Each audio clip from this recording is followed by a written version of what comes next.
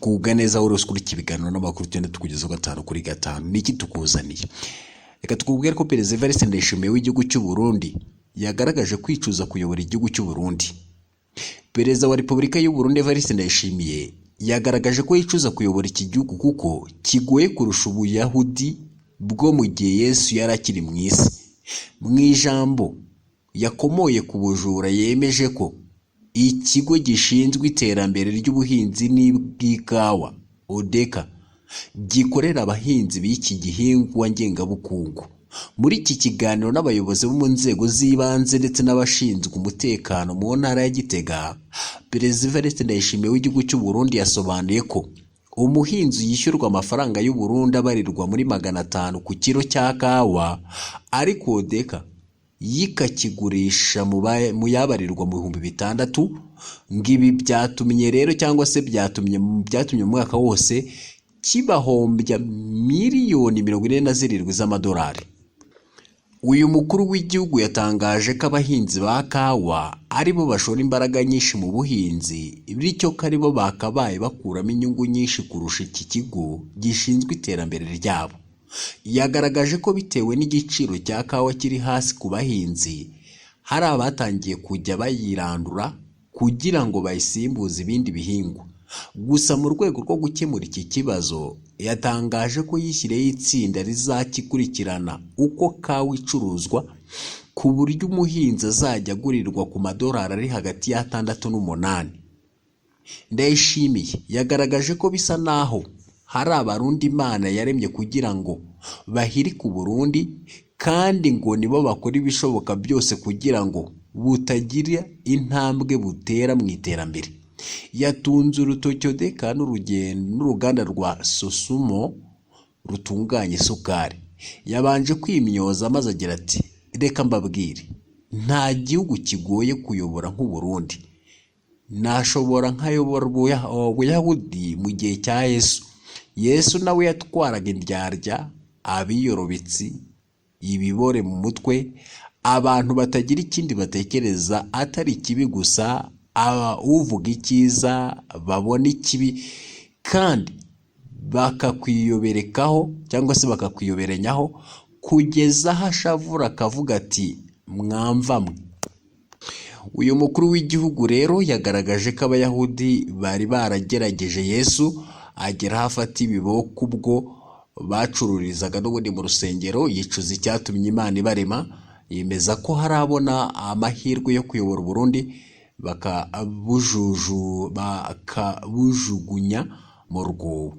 Hagati twakubwira ko leta y'u Burundi n'ubundi yaburiwe kugira ngo itagize ikikoze mu maguru mashya, bitabaye ibyo icyo gihugu n'ubundi gishobora kujya mu kaga gasumba uko bibwira.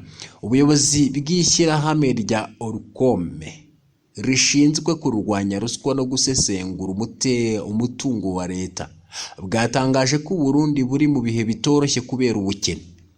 Ni ibyatangajwe na Gabriel Rufyiri ukuriye n'ubundi Orukome, aho ku munsi w'ejo hashize yagiranye ikiganiro n'abanyamakuru batandukanye bo muri iki gihugu cy'u Burundi. Iki kiganiro kikaba cyarabereye Bujumbura ku murwa mukuru w'ubukungu w'iki gihugu.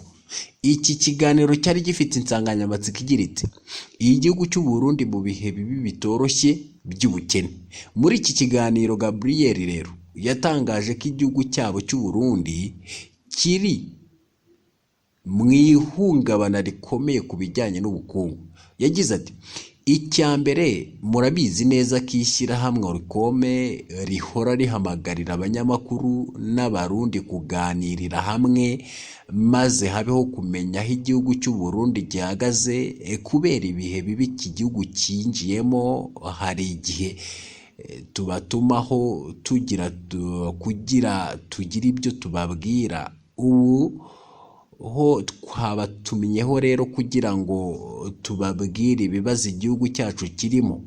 Ibyo nakwita crise economique, ni ukuvuga ihungabana ridasanzwe ry'ubukungu.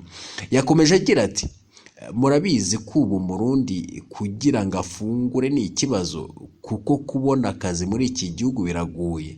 rero ibi birakuzanira cyangwa se ibi birazanira bene gihugu ingaruka mbi ku gutegura ejo hazaza. Ibi byose biva ku kuba igihugu cy'u Burundi cyarakennye amafaranga y'agaciro ava mu mahanga. Uyu muyobozi rero n'ubundi w'iri shyirahamwe yanayiboneyeho kuvuga ko arimo gusabisha perezida w'u Burundi Evariste Ndayishimiye kugira ngo baganire amubwire icyakorwa muri iki gihugu maze kikava mu bibazo bikiremereye.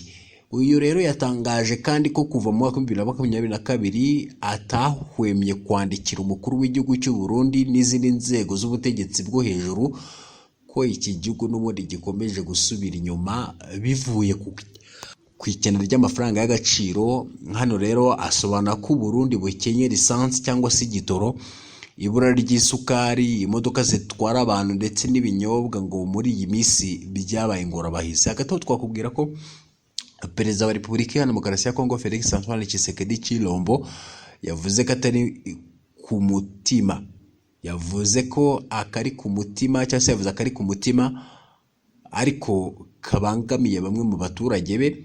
Perezida wa Repubulika Iharanira Demokarasi ya Kongo Felix Antoine Tshisekedi Tshilombo yavuze akari ku mutima ku byerekeye umutekano w'iki gihugu abereye umuyobozi cyangwa se abereye umukuru w'igihugu. Ni mu ijambo rigufi umukuru w'igihugu cya Kongo Felix Tshisekedi yatanze ubwo yari ari Kinshasa ku murwa mukuru, aho yari ari mu kiganiro cyabereye mu muhezo. Twakubwira ko rero yatangaje ikibazo we abona ko ari nyamukuru kibangamiye umutekano w'iki gihugu. Avuga ko ari abasirikare bari muri FARDC bavuga ururimi rw'ikinyarwanda nk'uko amakuru agenda bivuga. Muri iki kiganiro rero gito Tshisekedi yagize ati aba basirikare bavuga ururimi rw'ikinyarwanda binjiye mu ngabo za FARDC mu by'ukuri babangamiye umutekano w'igihugu cyacu. Aya makuru rero n'ubundi atavuzweho byinshi, avuga ko iki kiganiro Perezida Felix Tshisekedi Tshilombo yavugiye muri iri jambo cyarimo banyacyubahiro bake, harimo n'abagize komite njyanama ye ndetse n'abo mu muryango we. Si ubwa mbere Tshisekedi avuga amagambo ababaza imitima y'abaturage baturiye uburasirazuba bwa Repubulika Iharanira Demokarasi ya Kongo, ni nabo mu bwoko bw'abatutsi, kuko muri 2020 ubwo yari yagiriye uruzinduko i Bukavu mu murwa mukuru w'intara ya Kivu y'Amajyepfo, nyuma y'uko yari amaze kwakira delegasiyo irimo mutuwarite z'amoko atandukanye. Hari aho yavuze ko intambara ibera mu misozi miremire y'umurenge kari y'abahinzi n'aborozi, bityo ko idafite icyo ibangamiye umutekano w'iki gihugu. Kandi muri icyo gihe ibitero bya Mayimayi ku bufasha bw'ingabo za Repubulika Iharanira Demokarasi ya Kongo byari bibangamiye ubuzima bw'abanyamurenge, aho ndetse icyo gihe hasenyutse imihana irenga 200. Hari kandi ko n'inka zabo zanyazwe zikabaka 100,000. Imihanda rero y'abanyamurenge yasenyutse icyo gihe harimo igize akarere ka Mibunda yose, igice cya Rurambo, Indondo ya Bijombo, Bibogobogo ndetse n'ahandi hagiye hatandukanye. Gusa twakubwira ko abanyamurenge bavuga muri icyo cyangwa se bavuga ko muri icyo gihe Twirwaneho yafashe imbunda irwanya Mayimayi na FARDC kugeza aho abibumbiye hamwe b'abanyamurenge bari bahunze bava muri hagati. Ndetse twanakubwira ko kugeza ubu Twirwaneho iracyafasha uwo mukingi nk'uko bivugwa n'abanyamurenge benshi. Bakunzi rero babisobanukirwa official, reka mbashimire kandi babwire ngo mukomeze kubona ibyiza byose mwifuza.